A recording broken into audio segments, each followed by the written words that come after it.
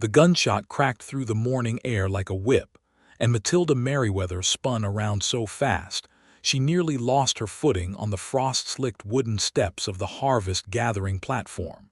He was standing at the edge of the tree line.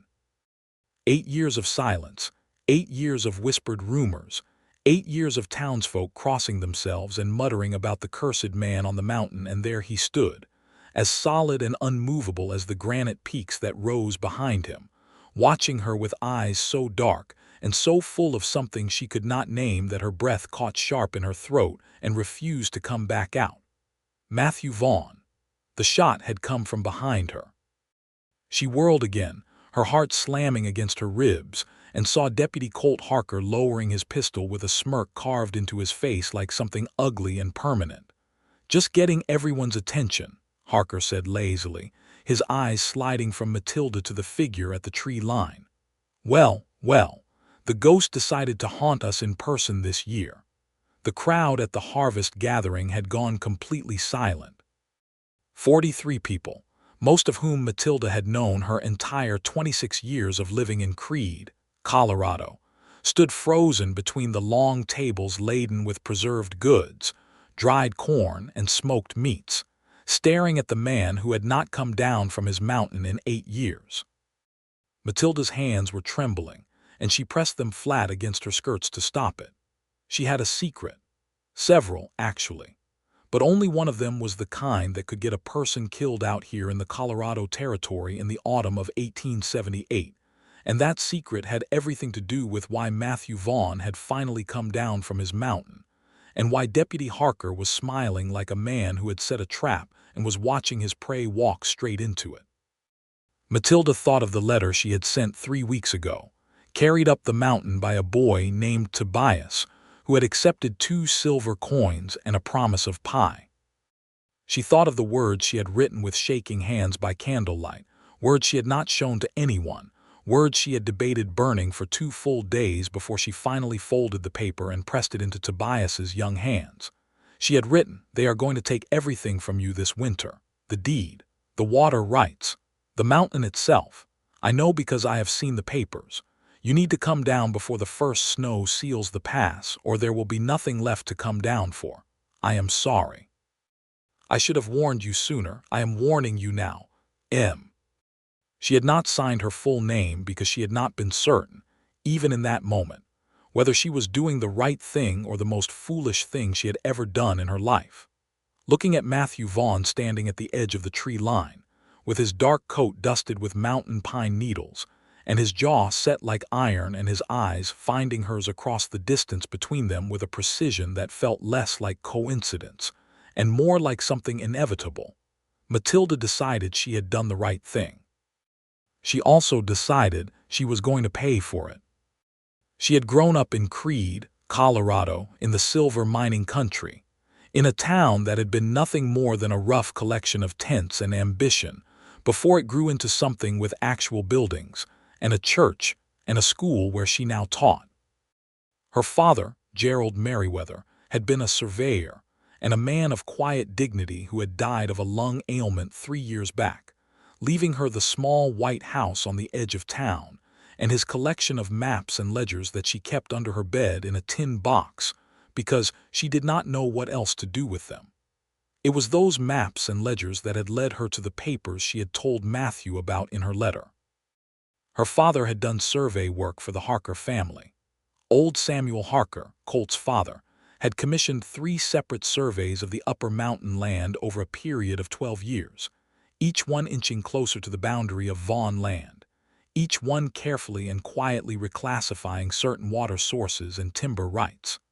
Gerald Merriweather had done the surveys because he needed the money and because in those days, Creede was still raw and uncertain, and you took the work that was offered. But her father had kept copies of everything. He had been that kind of careful, methodical man. And in the months after his death, when Matilda had gone through his papers looking for anything that might tell her what debts he had left behind, she had found the surveys, and she had found the annotations her father had made in his cramped, precise handwriting, small notes in the margins that told a very clear story about what the Harker family intended. They intended to claim the Vaughn land. All of it. The mountain, the water rights to the creek that fed the whole western valley, the timber that had been selectively cut and sold quietly for years. They had been building a legal case for nearly a decade, relying on the fact that Matthew Vaughn had removed himself from society and had no advocate and no legal counsel, and probably no idea what was being done to him in the county record's office 30 miles away. Matilda had sat with those papers for 2 weeks before she wrote the letter. The harvest gathering happened every autumn at the end of October, when the last of the season's preserved goods were brought out, and the community traded with each other. And it was the one event that every family in the surrounding area attended, because it was practical necessity dressed up in celebration. If Matthew Vaughn was going to come down from the mountain for anything, it would be this. It was the only time of year the pass was reliably open and the weather still manageable, and it was historically the time when mountain men came to trade their furs and smoked game for dry goods and tools. He had come every year for the first 3 years after he had taken over his father's mountain property. Then, 8 years ago, he had simply stopped. No explanation, no word. Just gone, back up into the mountain, leaving behind only speculation and the kind of stories that grew larger and more distorted with every retelling. Now he was here, and Harker was smiling, and Matilda understood that she had either saved Matthew Vaughn or she had walked him directly into the deputy's waiting trap. She stepped down from the platform before she had fully decided to do it. The crowd parted slightly as she walked toward the tree line, because Matilda Merriweather was the schoolteacher, and she carried herself with a quiet authority that people in Creede had learned to respect even if they did not entirely understand it. She could feel the whispers starting behind her, sharp and urgent, but she kept walking. Matthew Vaughn did not move as she approached. He was taller than she remembered from the few times she had seen him before his self-imposed exile, though she had only been 17 or 18 when he had last come down, and she had mostly seen him from a distance.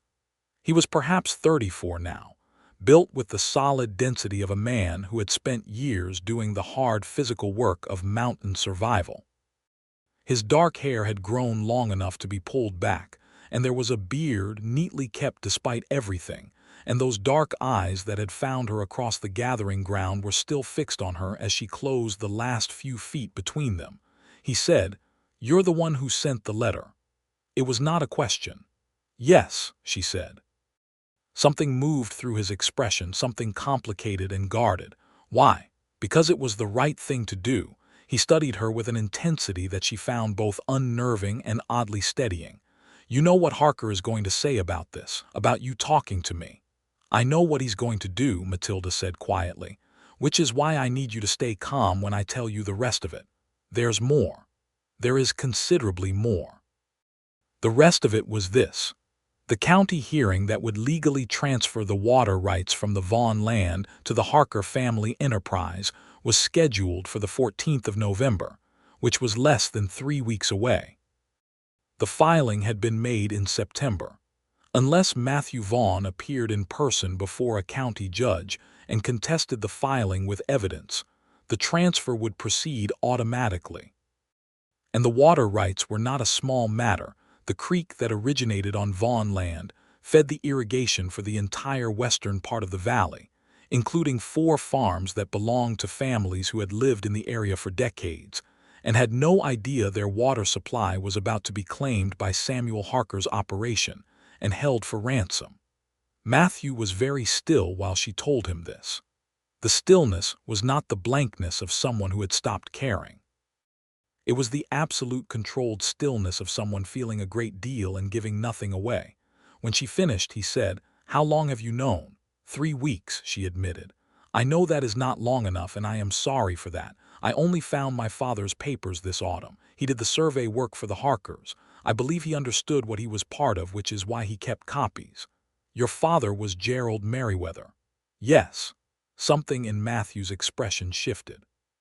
"He was a decent man," he said, and she felt those words settle somewhere important inside her.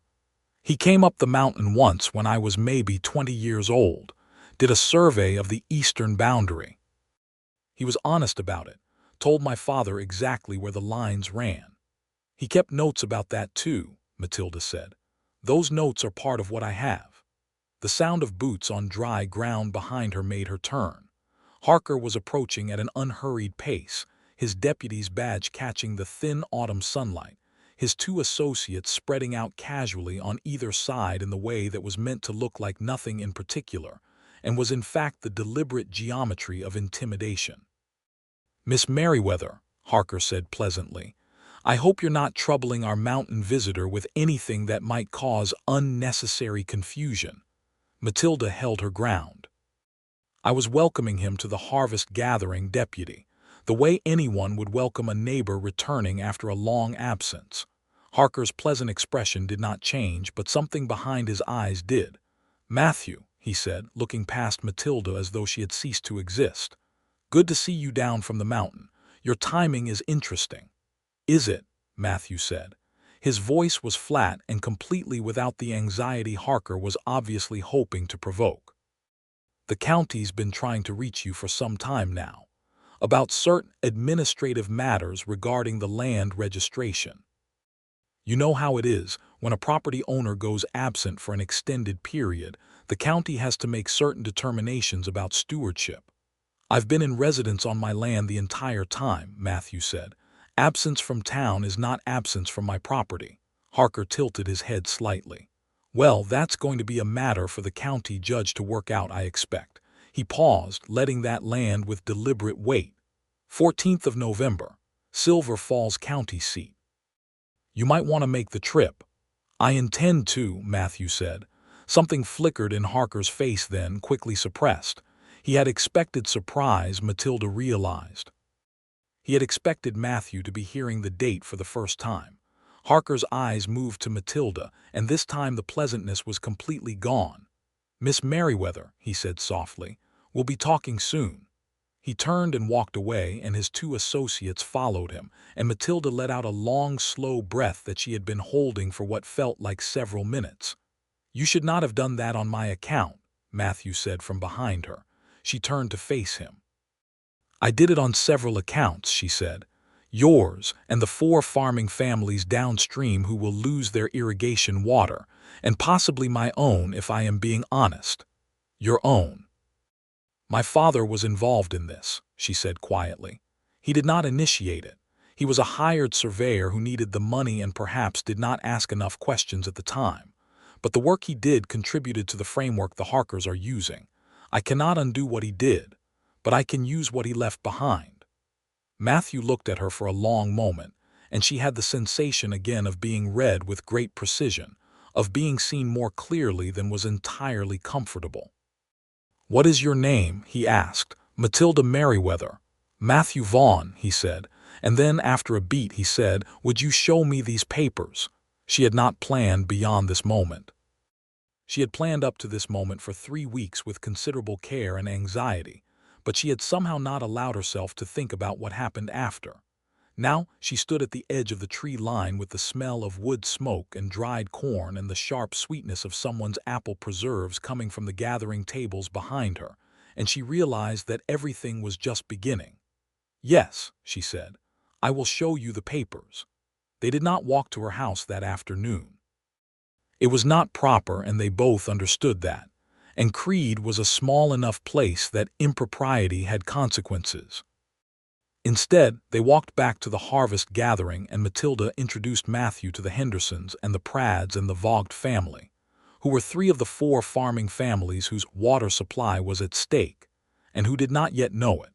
And she watched Matthew shake hands and exchange quiet words, and accept a cup of cider from Ellen Henderson with a grace and a social ease that somewhat surprised her, given that the man had been living as a virtual hermit for 8 years.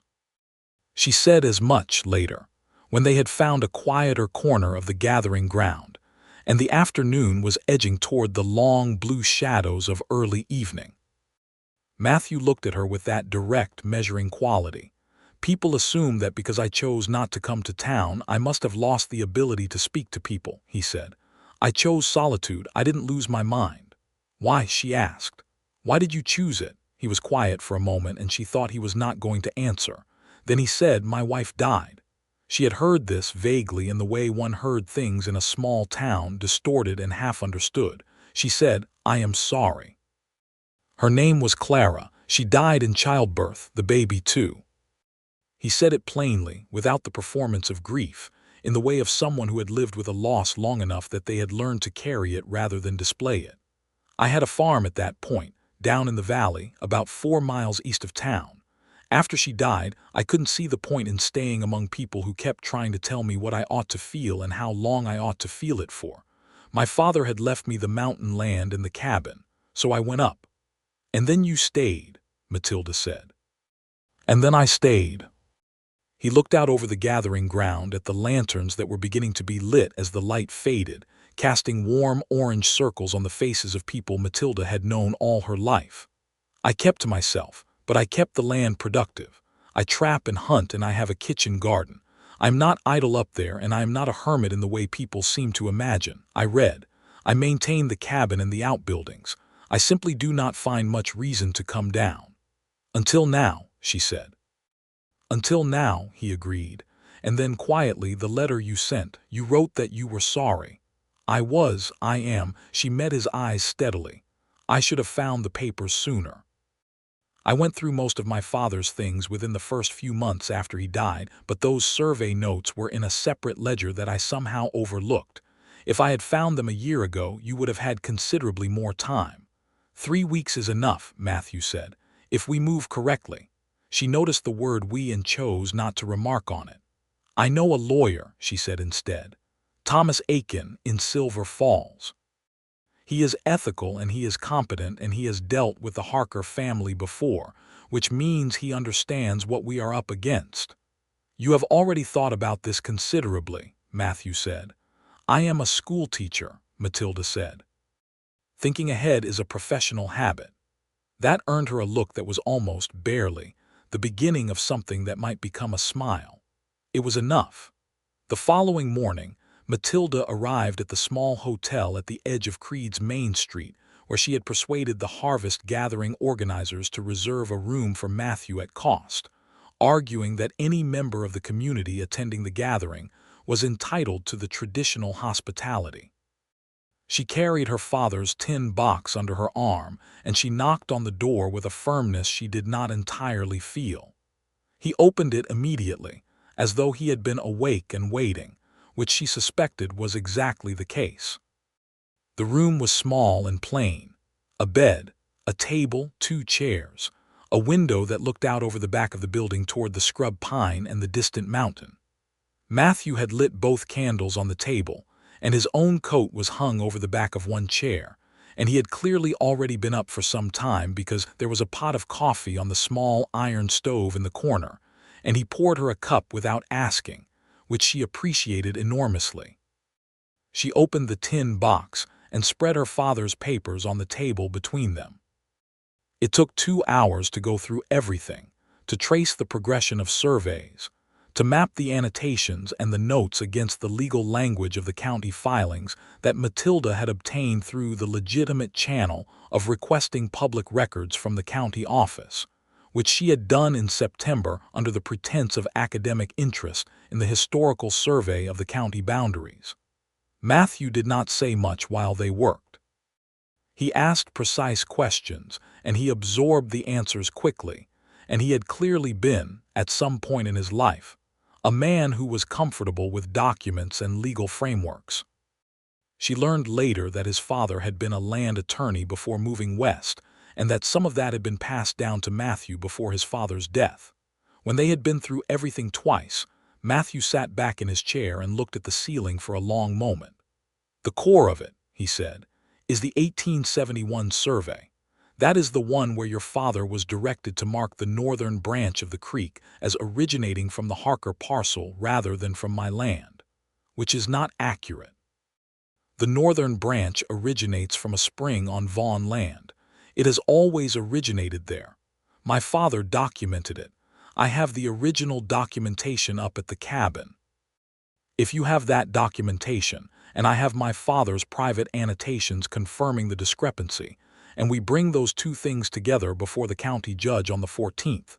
Then the 1871 survey is invalidated, Matthew said, and the subsequent filings that depend on it have no legal basis. That is my understanding, Matilda said, but Thomas Aiken would need to review it to be certain. We need to go to Silver Falls, Matthew said. Within the next few days, before Harker can take any preemptive action. He will already be planning something, Matilda said. When he saw that you knew about the hearing date, he knew that someone had warned you. He will assume it was me. Does that put you in danger? She considered the question honestly. Harker is dangerous in the way that men who believe they are untouchable are dangerous. He would not do anything overtly violent against a woman who is known in this community, but he is not above other kinds of pressure. What kinds? My teaching position is appointed by the town council, she said. Samuel Harker holds 2 of the 5 seats on that council. It would not be difficult to manufacture some reason to question my suitability. Matthew's expression went very still in that way she was beginning to recognize as contained anger. I understand, he said. I am sorry to have put you in this position. You did not put me in this position, she said firmly. I put myself here, and I did it knowing the risks. I'm not asking for your protection. I'm asking for your cooperation. He looked at her for a long moment with an expression that she found very difficult to read, because it was layered and guarded, and also, underneath all of that, something that felt like recognition, as though he were seeing something in her that he had not expected to find and did not quite know what to do with. All right, he said, Silver Falls will ride tomorrow morning. Separately, she said immediately. Of course. I can ask Ellen Henderson to come with me, which provides both respectability and practicality, as her husband Jacob is one of the downstream farmers and he deserves to know what is at stake. Agreed. She was gathering the papers back into the tin box when he said, unexpectedly, You were 17 when I last came down for the harvest gathering. She paused. Yes, I think so. You stood up at the community meeting and argued that the school needed a larger building and more books, he said. I remember thinking it was the most sensible thing anyone had said at that gathering. She felt warmth move through her that she had not been expecting. I did not know you were paying attention. I was. He said it simply, without elaboration, and she closed the tin box and stood up and said she would see him in the morning. And she walked back to her little white house on the edge of town with her heart doing something complicated and unexpected in her chest. The ride to Silver Falls took most of the following day, 30 miles over rocky terrain with the autumn sky pressing low and gray overhead, and the aspens throwing their last gold coins of the season at the ground in the sharp wind. Matilda rode her own horse, a solid brown mare named Constance that she had owned for 4 years. Ellen Henderson rode beside her on a dappled gray, alternating between excited conversation about what Matilda had told her about the water rights situation and anxious silence as the full implications sank in. Matthew rode a short distance ahead, not so far as to be antisocial, but far enough to scout the terrain and also to maintain the appropriate separation that 2 unmarried people traveling together required in 1878 in the Colorado Territory. He had a rifle in a scabbard on his saddle, and he rode with the easy alertness of someone for whom reading landscape was a developed skill, which after 8 years on a mountain it certainly was. They stopped at midday in a sheltered draw where a thin creek ran brown and cold over flat stones. While the horses drank, Matilda and Ellen ate the bread and dried meat they had packed, and Matthew ate his own provisions a short distance away until Ellen, with characteristic practicality, told him to come and sit with them because it was cold, and she needed to ask him questions.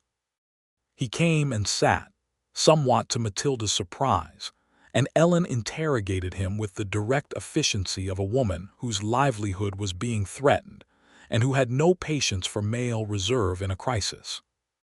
She asked about the spring on Vaughn land, about the exact path of the Northern Creek branch, about what his father's documentation looked like, and where exactly it was stored. Matthew answered everything with patience and precision.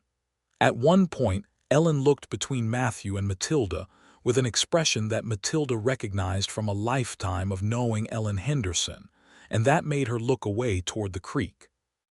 "You are both very serious people," Ellen said, which in Ellen's language meant something rather different from what it said on the surface. Matilda pretended not to understand and stood up to check on Constance. Thomas Aiken had his office on the second floor of a building on Silver Falls Main Street, above a hardware store, and he was exactly as Matilda had described. A compact, precise man in his 50s with intelligent eyes behind wire-rimmed spectacles and the organized calm of someone who had handled a great many complicated situations and expected to handle many more. He reviewed the papers for an hour while the three of them sat in his office, Matthew turning his hat in his hands with the one sign of tension that Matilda had so far observed in him, Ellen sitting perfectly straight with her hands folded, Matilda watching Aiken's face for any sign of concern. When he set the papers down, he looked at them over his spectacles and said, "This is a well-constructed fraud, sophisticated enough that it would slide past most county clerks, and the judge assigned to this hearing has a relationship with the Harker family that is worth noting." "Corruption," Matthew said. "I would call it a cultivated familiarity that creates a structural bias," Aiken said diplomatically. "I would not call it outright corruption because I cannot prove that. What I can tell you is that a standard legal argument in that courtroom is going to face additional friction." He paused. "However, if Mr. Vaughn has the original spring documentation that he has described, combined with Miss Merriweather's father's private annotations, we have a factual case that is difficult to dismiss regardless of judicial sympathies. The 1871 survey is the linchpin. If we can demonstrate that the survey was conducted under false parameters, everything that depends on it falls." "Can we do it in 3 weeks?" Matilda asked. "We can do it in 2 if Mr. Vaughn can retrieve his documents promptly," Aiken said. "The mountain pass, still navigable," Matthew said. "We have another 3 weeks before the first heavy snow, possibly 4. Go up, retrieve the documents, and bring them to me by the 1st of November. That gives me adequate time to prepare the counter-motion and file it before the hearing." Matilda let out a breath that carried some of the tension she had been carrying for weeks. Not all of it. The trap was still there, and Harker was still setting it, and there was still a great deal that could go wrong. But for the first time since she had found her father's papers, she felt like they had a path forward. They stayed at 2 separate boarding houses in Silver Falls that night, which was the only reasonable option, and Matilda lay awake for a long time listening to the wind off the mountains and thinking about all the ways this could still collapse, and also, to her own somewhat exasperated acknowledgement, thinking about the way Matthew Vaughn had looked at her that morning when she said she was not asking for his protection but his cooperation, as though that sentence had done something to him that he had not anticipated. She told herself it did not matter. She told herself this was about the water rights and her father's legacy and the downstream families and justice, which it certainly was. She told herself that a man who had spent 8 years choosing solitude over society had very good reasons for that choice, and was not someone she should be developing feelings about during a legal crisis. She did not entirely convince herself. The road back to Creede the following morning was quieter. Ellen rode ahead with the relaxed confidence of someone who had done what she came to do and was already organizing the next steps in her mind. Matilda and Matthew rode in a silence that was not uncomfortable, which was itself a notable thing because she had discovered over the previous 2 days that Matthew Vaughn was someone who treated silence as a natural and functional state rather than something that needed to be filled, and she found that she felt the same way, which was rare for her in company. They were about 8 miles from Creede, on a stretch of road that curved around the base of a granite formation, when Matthew pulled his horse up short and held a hand out sideways in the instinctive signal to stop. Matilda stopped Constance immediately. 3 riders were blocking the road ahead, not far enough into the curve to have been visible until now. One of them was the older of Harker's two associates from the harvest gathering. The other two were men she did not recognize. Ellen had come around the curve ahead of them and was sitting very still on her gray horse about 20 feet from the three riders, her posture carefully neutral. Matthew said, very quietly to Matilda, "Stay behind me." "I said I was not asking for your protection," she said, just as quietly. "I know what you said," he replied. "I am asking for the practical advantage of formation. I have a rifle and better cover from this position." "That is logistics, not chivalry." She conceded the point and held Constance steady. Matthew rode forward at a measured pace until he was alongside Ellen and addressing the three riders from an equal footing. The man Matilda recognized said, "Matthew Vaughn, you are a long way from your mountain." "I'm on a public road," Matthew said. "Same as anyone. Deputy Harker has some questions for you about certain documents that may have been improperly obtained and shared by parties who had access to private survey records. Any questions Deputy Harker has can be directed to Thomas Aiken, who is now my legal representative," Matthew said. "That is how legal matters are handled." The man's eyes moved past Matthew to Matilda. "Miss Merriweather, you might want to reconsider the trouble you've stepped into. There are consequences for a schoolteacher who gets involved in land disputes that are none of her business."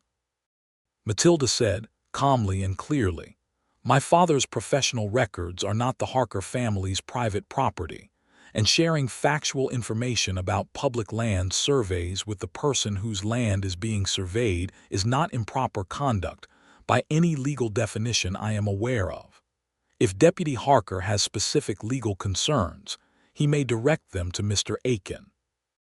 There was a moment of silence in which the three riders looked at each other with the calculation of men who had expected easier prey and were recalibrating. Then the older man said, "This isn't finished," and they pulled aside to let the road clear. Matthew did not speak until they were well past the granite formation. Then he said, "You are remarkably composed under pressure." "I teach a room full of 10-year-olds every day," Matilda said. "Intimidation is a technique I am intimately familiar with and equally familiar with dismantling." Ellen Henderson, who had been absolutely silent through the entire encounter, said fervently, "I am very glad I came on this trip." Over the next 2 days, Matthew prepared to go back up the mountain. He spent a day making arrangements, acquiring supplies from the general store, sending a letter to Aiken confirming his timeline, speaking with Jacob Henderson about the water rights situation, and with the Vogt family, who he had known before his self-imposed exile, and who received his return with an emotional warmth that clearly cost Matthew some composure to receive gracefully. Matilda continued teaching. Her classroom was a rectangular room at the back of the church building, 12 students ranging in age from 7 to 14, and she taught arithmetic and reading and geography, and kept her anxiety about the legal situation carefully out of her professional demeanor.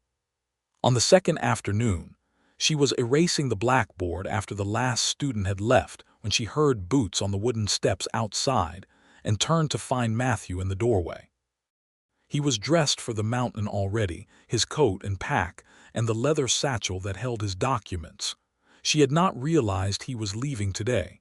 "I wanted to let you know I am heading up before nightfall," he said. "Today."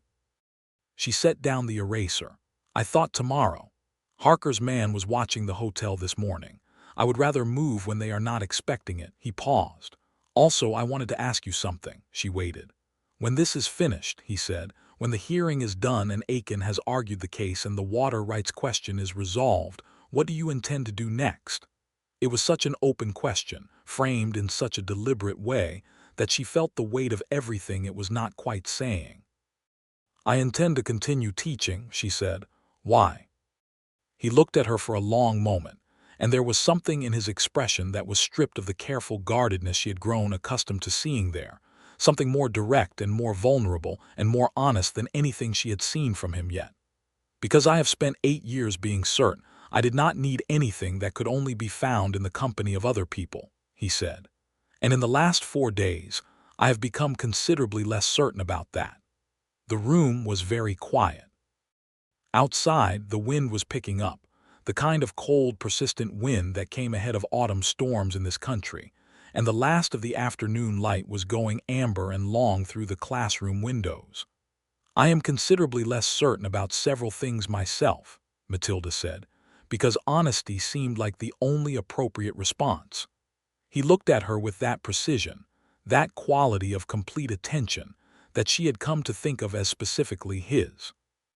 "When I come back down with the documents," he said, "I would like to take you to dinner. In this town, with whatever scandal that creates among people who have nothing better to discuss, and without any pretense that it is about legal strategy." She felt something warm and significant open up somewhere in her chest. "I would like that," she said. He nodded once, turned, and was gone.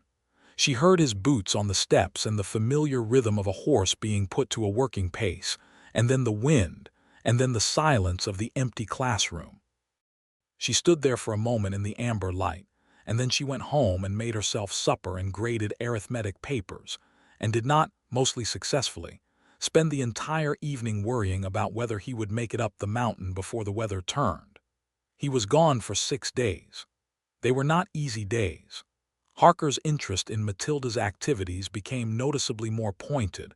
One of his associates walked past the school twice during the teaching day, which was unusual enough to be remarkable. She received a note, delivered through the post office, which asked whether she had properly declared all income from any consulting work she might have performed recently, which was a transparent and slightly insulting attempt to suggest financial impropriety. She wrote back to the county assessor's office, copied to Thomas Aiken, documenting her income sources in thorough and boring detail. She heard nothing further. Ellen Henderson came to her house on the 4th evening with a casserole, and the news that Jacob had told the Vogt family and the Pradds about the water rights situation, and that all 4 downstream families had agreed to file affidavits with Aiken supporting the contest of the Harker filing. "That is 4 additional voices at the hearing," Matilda said. "That matters. Jacob says that Samuel Harker made a point of visiting him yesterday," Ellen said. "Very friendly. Talking about the new irrigation improvement the Harker operation is planning, how it will benefit the whole valley, how the streamlining of water rights management is in everyone's interest. He is trying to peel off the downstream families," Matilda said. "Jacob listened very politely and then came home and wrote his affidavit."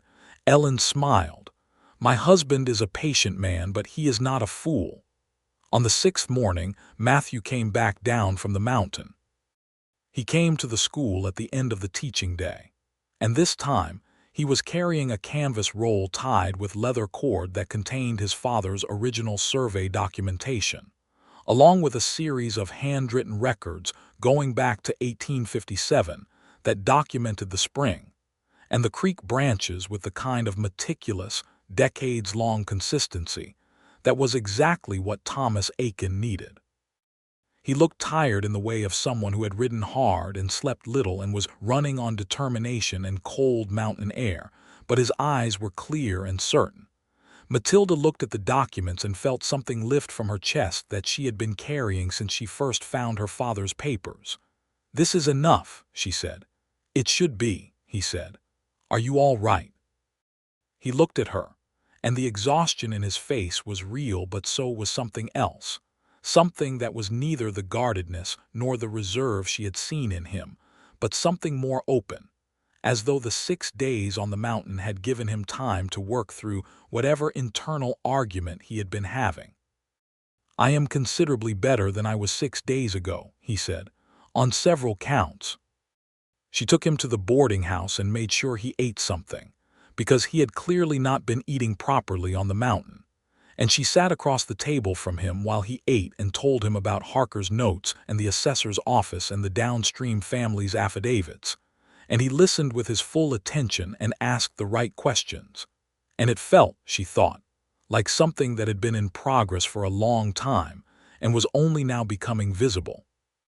They rode to Silver Falls the following morning, properly this time, with Jacob Henderson accompanying them as both witness and representative of the downstream farmers.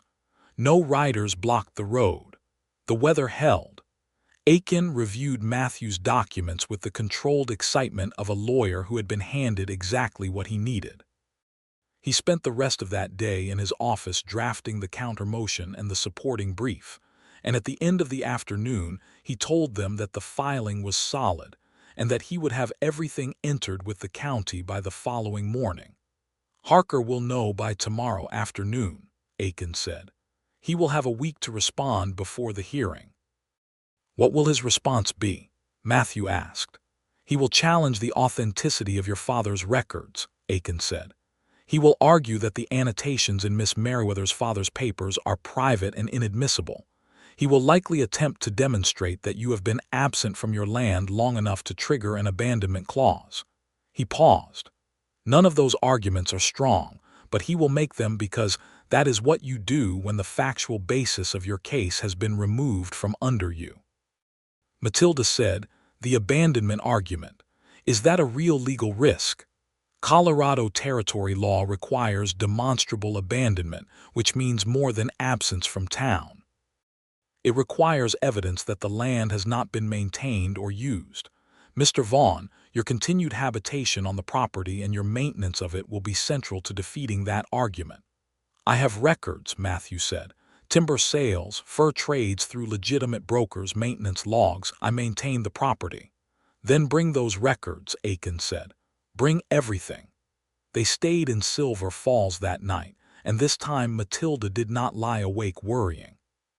She lay awake, instead, thinking about the thing that had been growing quietly between her and Matthew over the past 2 weeks. This thing built on shared purpose and honest conversation, and the particular intimacy of working alongside someone towards something that genuinely mattered. And she thought about the question he had asked her in the classroom, and the answer she had given him and the dinner he had promised. And she felt something she had not felt in a very long time, which was the specific hopefulness of beginning. In the morning, over breakfast at the boarding house dining room before Jacob arrived to ride back with them, Matthew said, "Tell me about your life here." "Beyond the legal crisis." She smiled at the directness of it. "What do you want to know? What you like about it, what you don't like about it, what you would change if you could?" "I like teaching," she said. "I like the children and the particular satisfaction of watching someone understand something for the first time. I like having my own house, small as it is. I like the mountains." She paused. "I am lonely sometimes," she said, because he was someone you could be honest with, and she had decided to be honest with him. "My father is gone, and most of my friends from childhood have married and moved, and there are not many people in Creede who are interested in the kinds of conversations I prefer." "What kinds of conversations do you prefer?" "The kind we have been having," she said simply. He looked at her steadily. "I have been more alive in the last 2 weeks than I have been in 8 years, he said. "I want you to know that." "I know it," she said. "I can see it in you." They looked at each other across the breakfast table, with the morning light coming in through the window, and the sound of Silver Falls waking up around them, and the weight of everything that was still unresolved, and everything that was becoming clear. And Matilda thought that this was one of those moments that would stay with her regardless of what happened next. Jacob arrived, and they rode home. The week before the hearing was the most tense week Matilda had experienced since the weeks after her father's death. Harker made his responses exactly as Aiken had predicted, and he added one more: a formal complaint to the town council questioning Matilda's fitness as a schoolteacher, citing her involvement in a legal dispute as evidence of improper political activity unbecoming of someone in an educational role. The council meeting to consider the complaint was set for 2 days before the hearing.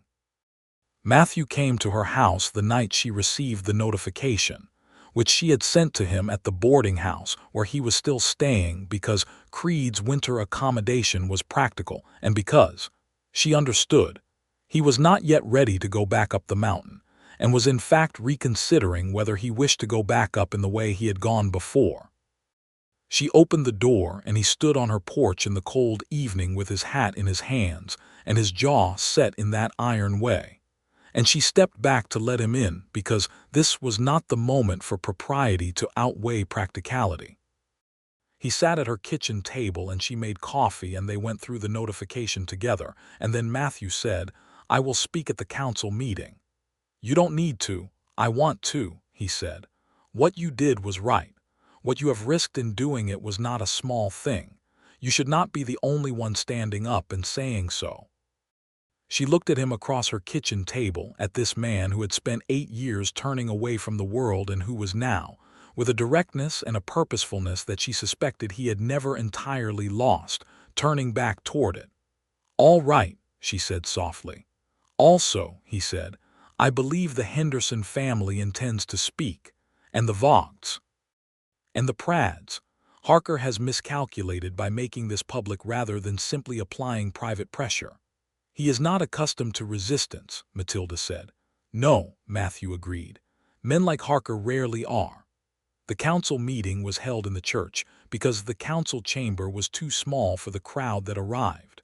Matilda sat in the front row with her hands folded and her spine straight and her heart doing something complicated.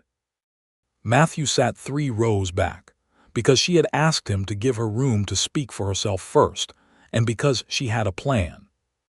She spoke first, and she was clear and precise, and she said exactly what she had done and why, and she cited the legal principles involved, and she cited Thomas Aiken's review of the documents, and she cited the public record of the Harker family's county filings, all of which were public record, and all of which she had brought in a folder that she offered to share with any council member who wished to review them. Then Jacob Henderson spoke, and then Ellen, and then the Vaught's, and then Matthew Vaughn stood up and said, quietly and without drama, that Miss Merriweather had done him and 4 other families a significant service by making available information that was factual, legally obtained, and directly relevant to a public land rights dispute that would affect the water supply of the entire Western Valley, and that the notion that a citizen of Creede should be penalized for engaging in the civic life of her community was one that he found troubling, and he expected others did too. There was a silence after he sat down, and then there was a murmur that Matilda recognized as the particular murmur of a crowd that has made up its mind. The council voted 3-2 against the complaint. The 2 votes in favor were both Harker men. The 3 against were the Brunner family's council member, the Prade family's council member, and a man named Fitzgerald who had served on the council for 11 years and who told Samuel Harker privately afterward that if he tried something like this again, Fitzgerald would be speaking to the territorial governor's office, and he hoped that was understood. It was understood. The hearing at Silver Falls was on the 14th of November, and Matilda and Matthew rode there the evening before with Jacob Henderson and Thomas Aiken, who had driven up in a buckboard with his case files. Aiken presented the case with the economical precision of someone who had been doing this for 30 years and knew exactly how much to say and exactly when to say it.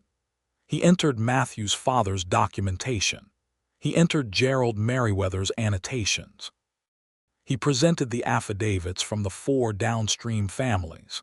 He walked the judge through the discrepancy in the 1871 survey with patient, irrefutable clarity. The Harker family's attorney was good. He challenged the annotations as hearsay. He challenged Matthew's continuous residency. He presented a version of the abandonment argument that was more sophisticated than Matilda had anticipated. Aiken had prepared for all of it. The moment that decided it, though, was when the judge asked Matthew directly whether he had maintained continuous presence on the Vaughn land property for the past 8 years. And Matthew said yes, and produced his maintenance logs and his trade receipts, and a sworn affidavit from a timber broker in Denver, who had done legitimate business with the Vaughn Mountain operation continuously for 7 of the 8 years in question. The Harker attorney did not have a response to that. The judge took 40 minutes in his chambers, which was both an eternity and a relatively short deliberation for a case of this complexity. When he came back, he ruled in favor of Matthew Vaughn. The water rights remained on Vaughn land. The 1871 survey was ruled invalid. The subsequent Harker filings based upon it were vacated.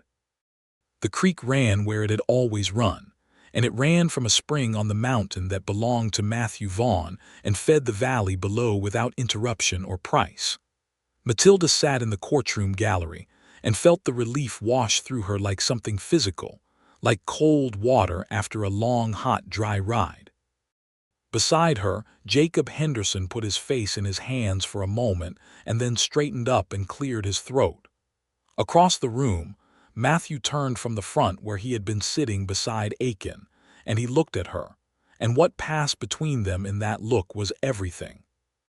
Outside the courthouse, in the cold November air with the first few flakes of early snow drifting down from a sky the color of pewter, Jacob wrung Matthew's hand and then went inside to find Aiken, and Matilda and Matthew stood on the courthouse steps alone for a moment in the snowfall. "It is over," she said. "The legal part," he agreed. They looked at each other, and she thought about the dinner he had promised her in the classroom, in what felt like a lifetime ago but had only been 3 weeks. "I believe you owe me a dinner," she said.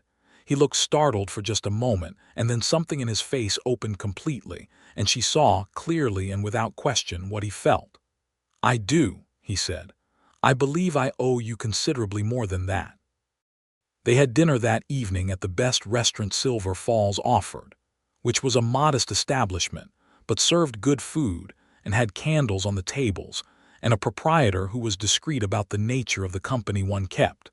And Matilda wore the better of her 2 good dresses, and Matthew had shaved and wore a clean coat, and they sat across from each other and talked for 3 hours about everything that was not the legal case, because that was finished, and what remained was the rest of it.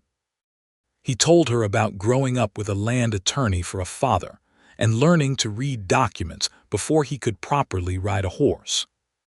He told her about coming west at 19 with ambition and very little practical experience and learning everything the hard way. He told her about Clara in a way that was honest and whole, about loving her and losing her and the particular devastation of that loss, and she listened without trying to diminish it. She told him about her father and the quiet dignity of the man, and the loneliness of being his only child and the anchor of growing up knowing where you belonged. She told him about her teaching and what it meant to her, and why she had stayed in Creede when others had left. She told him about the 2 years after her father died, when she had been so alone that some nights she had sat up until midnight just to have the sense of time passing. By the end of the evening, something had been thoroughly and completely established between them that required no announcement and no particular ceremony. It was simply there, like the mountains, like the water running through the valley, like all things that are real and do not require permission. In the morning, riding back to Creede in the thin early snow, Matthew rode beside her instead of ahead, and their horses' breath clouded in the cold air, and the mountain country spread around them in its white and gray and aspen gold in a way that was so beautiful it almost hurt to look at. "I have been thinking about the mountain," Matthew said, "and I have been thinking that 8 years is a very long time to be angry at a place for not being what you needed it to be. The mountain did not take Clara. The mountain was simply where I went with my grief because I had nowhere else to put it." She looked at him and waited. "I think I would like to come down more regularly," he said. "I think I would like to have reasons to." "I think that sounds like a very good idea," she said. He looked at her with that directness, that full attention. "Matilda," he said, and the way he said her name with that precision and that weight made her feel as though she had been waiting for someone to say her name exactly that way for her entire life. "I am not a simple prospect. I am aware of that. I am solitary by established habit, and I live on a mountain, and I have a history that I am still, in some respects, making peace with." "I know all of that," she said. "I am not looking for simple." "What are you looking for?" "I am looking for honest," she said, "and present, and real. And I believe I have found all 3. He was quiet for a moment, and then he said, "I would very much like to continue finding reasons to come down from the mountain." "I would very much like to give you them," she said. and with the early winter snow falling softly around them and Creede visible in the distance below, that was how it was decided, without drama, simply and finally and completely. The winter of 1878 into 1879 was a long and cold one, as Colorado Territory winters generally were, but Matilda found it the most companionable winter of her adult life. Matthew came down from the mountain every 2 weeks, and then every 10 days, and then simply on the schedule that suited the work he needed to do and the person he wanted to see, which in practice meant more often than he had come down in the previous 8 years combined. He was welcomed into the community in the way that someone who has been absent is sometimes welcomed back more warmly than someone who was never gone, because his return had been accompanied by a legal victory that protected the water supply of 4 farming families, and because people in this country understood, fundamentally, what a man who had lost his wife and child had needed, and why he had needed it, and most of them were glad he was back among them. He had dinner at Matilda's house twice a week when he was in town, and she learned to cook the things he liked, which were simple and substantial, and he learned the rhythm of her days and her habits, the early rising and the late night reading, and the way she kept her father's maps on the wall of the sitting room and thought through problems by tracing routes on them. He fixed her roof in December, which had developed a leak that she had been managing with a bucket for 2 months, because the cost of having it properly repaired was more than she could comfortably spare. He did it on a Saturday while she was at the school for the end-of-year student exhibition, and when she came home to find the work done and the bucket removed from the bedroom floor, she stood in the doorway for a moment with something pressing in her chest that was not entirely about the roof. She brought him pie the following day. He ate 2 slices. The courtship, if it could be called that, was conducted with the same directness and honesty that had characterized everything between them from the beginning, which meant that there was very little of the oblique maneuvering and carefully maintained ambiguity that passed for romance in much of the social code of the time. They simply spent time together and talked with complete honesty, and found that the more they knew about each other, the more they wanted to know. And when, in January, Matthew took her hand while they were walking back from the church social along the snow-packed main street of Creede, it was exactly as natural and as right as the creek running down the mountain to the valley. He kissed her for the first time on her porch in February, when the days were beginning to lengthen again, and the mountain light was turning from the flat white of deep winter to the more complex, promising light of approaching spring, and it was the kind of kiss that felt like it had been building since a specific moment in October and possibly for considerably longer than that. She said afterward, "You took your time." He said, "I was certain I wanted to do it right." "Did you?" she asked. He looked at her steadily. "Yes," he said, "I believe I did." She laughed, and the laugh surprised them both, and he smiled at her in a way she had not yet seen from him, full and unguarded, and she thought that the 8 years were truly over now and something else was beginning. In March, he asked her to marry him. He asked her in the most honest and most characteristic way possible, sitting across from her at her kitchen table with the evening light coming through the window and his coffee cup in both hands, looking at her with that full, direct attention. "I want to be clear about what I am asking," he said, "and what I am offering. I have a working mountain property with a good cabin and a sound outbuilding and more land than I have been able to properly use alone. I have the maintenance of it well established and the legal security of it confirmed. What I have not had, and what I have understood more clearly with every week of this winter, is any reason to believe that the life I am building is for anyone but myself, which is a much less satisfying prospect than it seemed 8 years ago." He paused. "I love you," he said.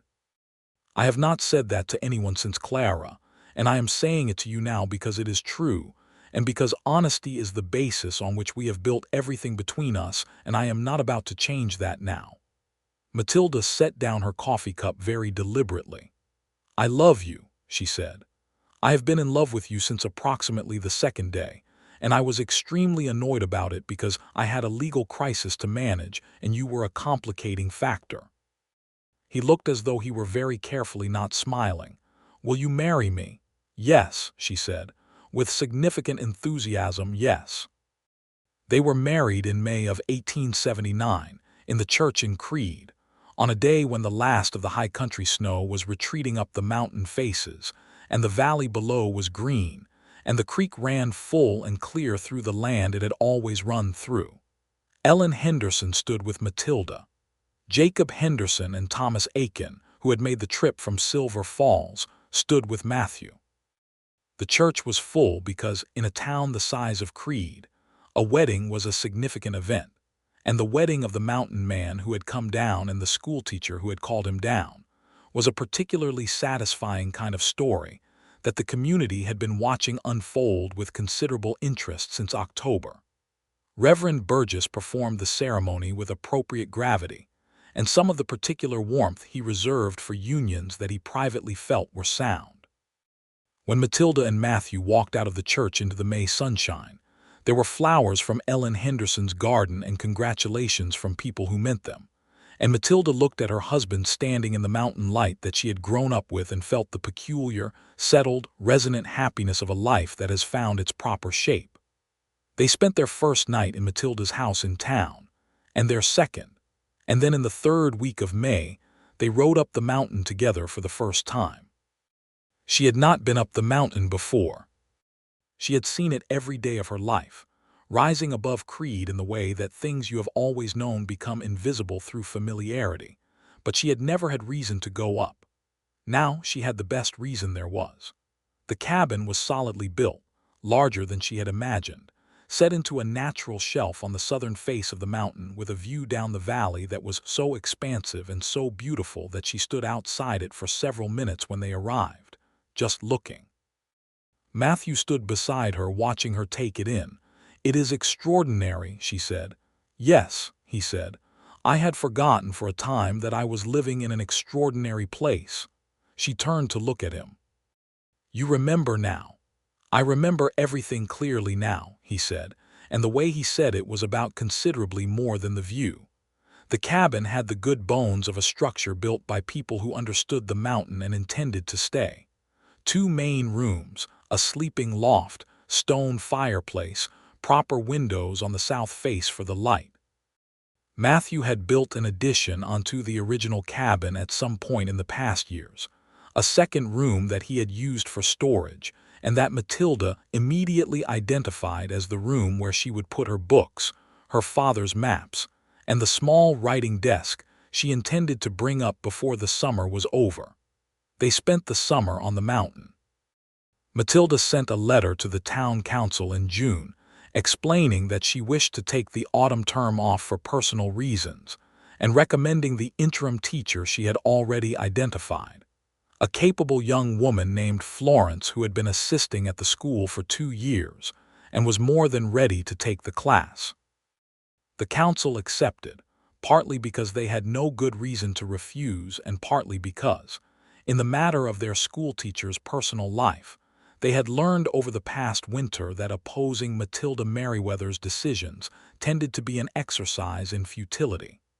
The summer was extraordinary in the way that first summers in new life tend to be.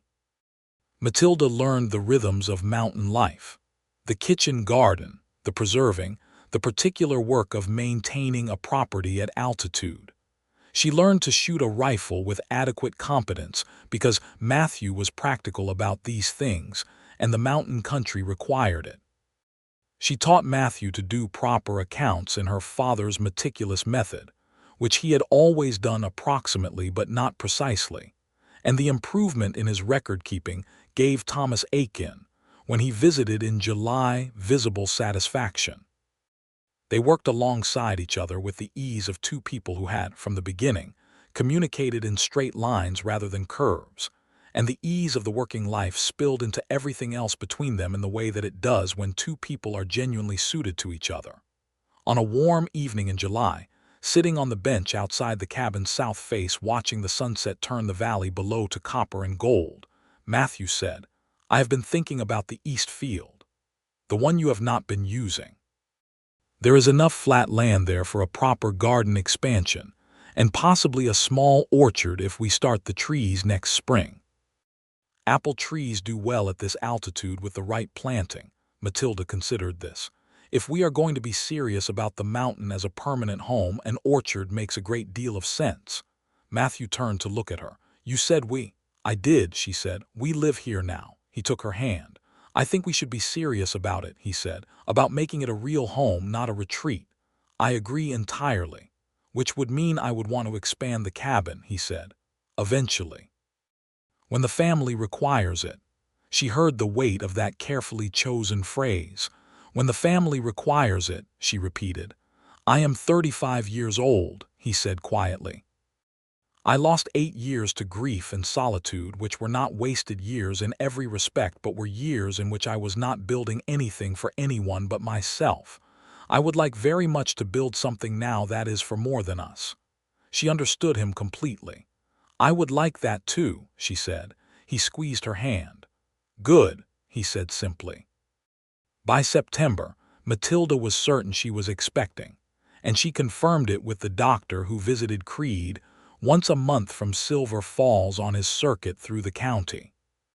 She told Matthew on an evening when he had come back from a long day working on the east field, dusty and tired, and happy in the particular way of someone who had spent the day doing good physical work toward a real purpose.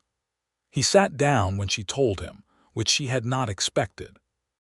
He sat down on the bench by the fireplace, and he was very quiet for a moment, and she waited with her heart doing something careful and hopeful in her chest, and then he looked up at her with an expression that was the most unguarded she had ever seen from him, stripped of every layer of reserve and protective distance.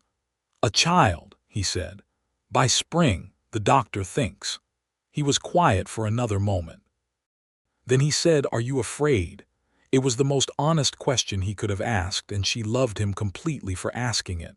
A little, she said. Not about the child, about everything going well.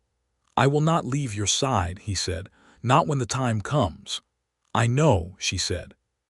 He stood up and came to her and took her face in both his hands with an extraordinary tenderness that she felt in every part of her. And he said, I love you. And she said, I love you. And they held each other in the firelight of their mountain cabin while the September wind moved through the aspen groves outside, and everything that had been broken was whole. They came down from the mountain in October for the harvest gathering of 1879, 1 year exactly after the gathering that had changed everything. They came down together, riding side by side along the track that wound from the mountain to the valley, and when they came into view of the gathering ground and people began to see them coming, there was a moment that Matilda would always remember. Ellen Henderson was the first one to come forward, with her particular combination of warmth and practicality, and she looked at Matilda with the sharp-eyed perception of a woman who understood everything immediately and said, You are glowing, with the specific tone of someone who is asking a question framed as an observation. Spring, Matilda said quietly. Ellen made a sound that was somewhere between a cry and a laugh, and embraced her with such feeling that Matthew, watching, looked briefly alarmed and then correctly assessed the situation, and looked instead quietly, deeply pleased. The harvest gathering of 1879 was a celebration in every sense. The water ran in the creek as it should. The 4 farming families had completed a successful harvest with full irrigation. The legal matter was resolved. The Harker filing was history, and Samuel Harker had, over the summer, quietly transferred 2 of his county council seats to other parties, which most people in Creede interpreted correctly as the behavior of a man who understood that his position in the community had shifted. Deputy Colt Harker was still in Creede. He kept his distance from both Matilda and Matthew with a consistency that suggested he had been clearly and privately informed of the boundaries, which Matthew had provided, and which had been received. At the harvest gathering, Matilda stood at the edge of the tree line where Matthew had appeared a year before and looked out over the gathering ground with its lanterns and long tables and 43 people who were her community, her neighbors, the context of her whole life. Matthew came to stand beside her with a cup of cider from Ellen's table, and he handed it to her and stood close in the way of someone who has settled into the particular comfort of another person's presence. "1 year ago," she said, "you came across the gathering ground toward me," he said. "I had been standing there for perhaps 3 minutes trying to decide whether I was doing the right thing by coming down at all. You started walking. Were you going to turn around and go back? I considered it," he said honestly, "for approximately 30 seconds. What stopped you?" He was quiet for a moment, looking out over the gathering. "You stopped moving toward me with any hesitation whatsoever," he said. "You walked as though it was already decided." "It was," she said. "Once I saw you standing there, it was decided." He looked at her. "Was it?" "You were what I had sent the letter for," she said simply. "I told myself I sent it because of the water rights and the downstream families and justice, and all of those things were true. But there was something else underneath all of it, something I did not want to examine too carefully at the time." "What was it?" "I wanted you to come back," she said. "I had always wanted you to come back." He looked at her for a long moment, with the mountain rising behind them and the gathering before them and the Colorado sky enormous overhead. "I am here," he said. "Yes," she said, "you are." He put his arm around her and she leaned into his warmth. And they stood like that together in the autumn evening, while the harvest gathering moved and glittered around them, full of light and sound, and the kind of ordinary human life that is extraordinary when you have had enough time away from it to understand what it is worth. The winter of 1879 into 1880 they spent in town, because it was practical for the birth, and because Matilda wanted to be near Dr. Sims and near Ellen Henderson, who had delivered 2 of her own children, and who had made it very clear that she intended to be present in whatever capacity was required. Matthew stayed in town for all of it. He went up the mountain twice, briefly, for supplies, and came back both times before dark, as though an ancient anxiety had made a brief reappearance and been firmly addressed. He spent the time in town usefully. He helped Jacob Henderson with the winter barn repair. He did work on Matilda's house that he had been noting needed doing since the previous autumn. He sat in her father's chair in the sitting room in the evenings, reading from her father's books with the settled concentration of a man who has rediscovered the pleasure of having a fire and a comfortable chair and someone across the room who is glad he is there. In February of 1880, their son was born. He came into the world in the small hours of a cold, clear night with Ellen Henderson and Dr. Sims in attendance, and Matthew holding Matilda's hand through every moment of it as he had promised.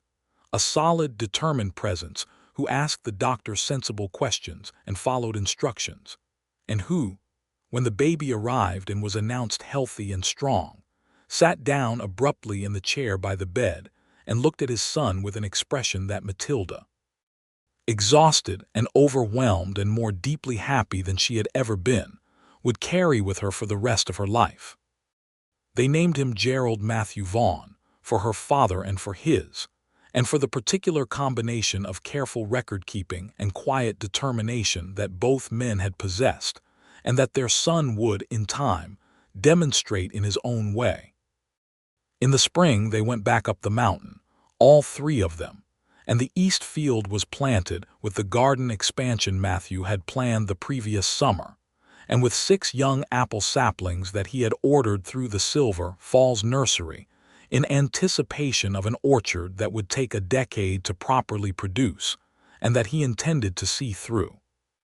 Little Gerald grew in the mountain air, and the valley light with the robust, vigorous health of a child with good stock on both sides, and he was an easy child in most respects and demanding in others, and Matilda loved him completely and without reservation and watched Matthew with him with a particular quiet astonishment. Because the man who had chosen solitude over society proved to be a father of instinctive capability and unself-conscious warmth that she had suspected was there, and was glad to see confirmed. Thomas Aiken came for a visit in June, ostensibly to review the update on the Vaughn land registration now that everything was properly documented and legally clean, which was a real reason but also a pretext. Because what Aiken actually wanted to do was sit on the bench outside the south-facing wall of the Vaughn cabin and look at the view down the valley and drink Matthew's good coffee and talk with two people whose company he had found over the previous year and a half to be among the most worth having in the county. He held little Gerald with the careful formality of a man who does not often hold babies, and informed Matilda and Matthew that he had never been so gratified by a legal case in his entire career, and that he intended to use the 1871 survey situation as a teaching example in his correspondence with younger legal practitioners. Matthew had, with Matilda's agreement and assistance, spent some time over the winter writing up a comprehensive account of the survey fraud case, documenting the methods the Harker family had used and the evidence that had successfully contested them. This document he had sent through Aiken to the territorial governor's office and to the land registration office in Denver, not as a formal complaint but as informational documentation that might serve future cases involving similar tactics. It was the kind of thorough, careful, unglamorous work that changed things quietly over time. It was, Matilda thought, exactly the kind of work her father would have done if he had been braver sooner. It was the work she and Matthew had done on his behalf, 8 years late and still in time. The summer of 1880 was the best summer of Matilda's life. She did not say this to anyone other than Matthew, because she was a precise person who did not make large claims lightly, but she felt it with complete certainty. Gerald learning to crawl on the cabin floor while she worked at her writing desk. Matthew singing badly and without self-consciousness to the baby in the evenings, a discovery that she treasured. The orchard saplings taking root and showing their first season's growth. The kitchen garden producing more than they needed, and the preserving she and Ellen Henderson did together one long afternoon in August, talking about everything and nothing in the companionable way of two women who have been through something together and come out the other side friends. She returned to her teaching position that autumn, riding down from the mountain 3 days a week and back up in the evenings, leaving Gerald with Matthew on teaching days and returning to find, invariably, that both of them had been occupied with some project or other. Matthew explaining the workings of the water system or the mechanics of the trapping equipment to an infant who understood none of it and appeared to enjoy the explanations thoroughly. At the harvest gathering of 1880, Matthew did not stand at the edge of the tree line. He stood beside Matilda at the community tables and helped set up the tent frames and talked with the Henderson family and the Vaught's, and carried Gerald around on his arm while people who had watched him walk out of the community 8 years ago watched him walk back in, completely and without reservation, and understood that this was a permanent return. Old Judge Carpenter, who had been in Creede long enough to remember when Matthew's father had first brought young Matthew out to the Colorado Territory as a boy, stopped Matthew by the cider table and looked at him for a long moment and then said, "You look like a man who has found his way back." Matthew looked at Matilda, who was standing a few feet away with Ellen and not quite pretending not to listen. Then he looked back at the judge. "I had considerable help," he said. "The years settled into themselves the way years do when the foundations are right." Matthew developed the east field into a productive working orchard and expanded the kitchen garden to the point where they had a reliable surplus each autumn that contributed to the community through the harvest gathering. He began, quietly, to provide the kind of informal mediation for land boundary disputes that his legal knowledge and his reputation for honest dealing made him well suited for. And in 1882 he was elected, somewhat to his own surprise, to the town council of Creede, where he served for 2 terms and consistently, to no one's surprise, voted for the things that benefited the most people rather than the most influential people. Matilda taught for 3 more years before taking a longer leave when their daughter arrived in the spring of 1883. She was named Clara, after the woman whose memory Matthew carried with quiet and appropriate love, and the naming was Matilda's idea. Matthew had stood very still when she suggested it, and then had said that he thought Clara was a beautiful name, and that he would be honored to give it to their daughter. And the look he had given Matilda in that moment was the kind of look that does not require words. Clara was dark-haired and bright-eyed and extremely opinionated from the earliest possible age. And Gerald, 3 years old, and in possession of a personality that was already showing signs of his grandfather's methodical patience, regarded his sister with the philosophical acceptance of someone who has decided to play the hand dealt. Matilda returned to teaching when Clara was 2, because she missed it and because Florence, who had been managing the school admirably, was getting married and moving to Denver. The school by then had been expanded, because the community had grown, and there was now a proper separate school building, and Matilda had 2 assistants and a small library that she had been building for years through exchanges and gifts, and her own careful purchasing. One evening in the autumn of 1884, Matthew and Matilda sat on the bench outside the south face of the cabin in the particular way they had made a habit of, watching the valley go from gold to blue in the fading light, and drinking their coffee and letting the day settle. Gerald was 6 and was inside reading with the focused intensity that he brought to everything he found interesting, which at this point included the almanac, the maps, and a book about natural history that Matthew had ordered specially from a bookseller in Denver. Clara, who was 1.5 and had recently discovered the concept of running, and was applying it with characteristic determination to every available surface, had been put to bed after a negotiation that had required the combined diplomatic resources of both parents. "I have been thinking," Matthew said, "about the orchard expansion, about something else."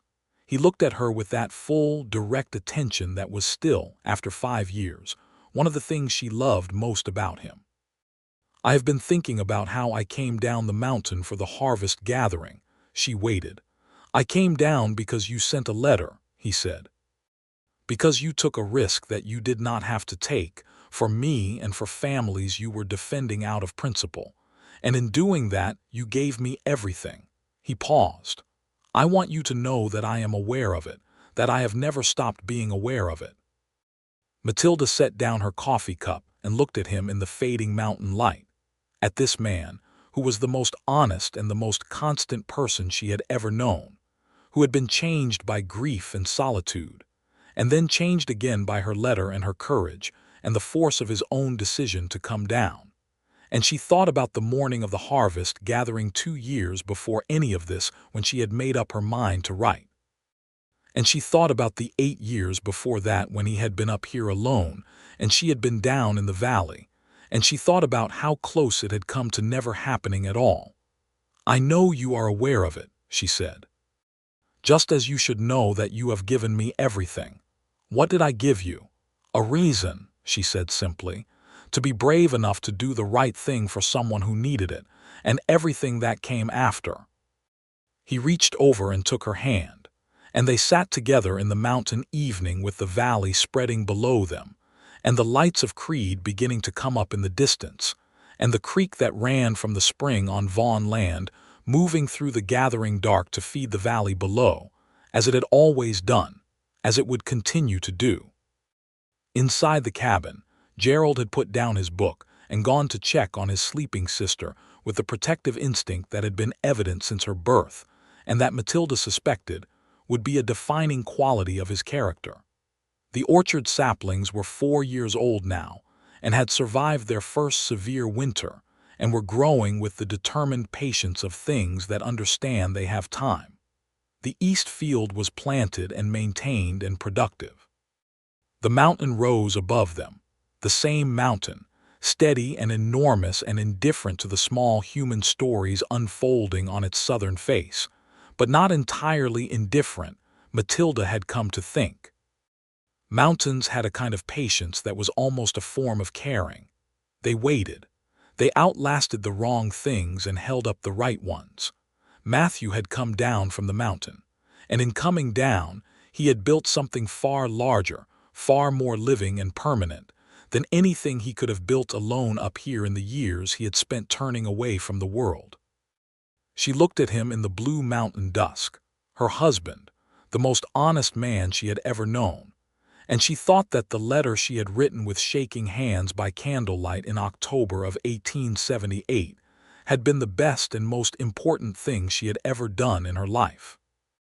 Not because it had resolved a water rights dispute, though it had.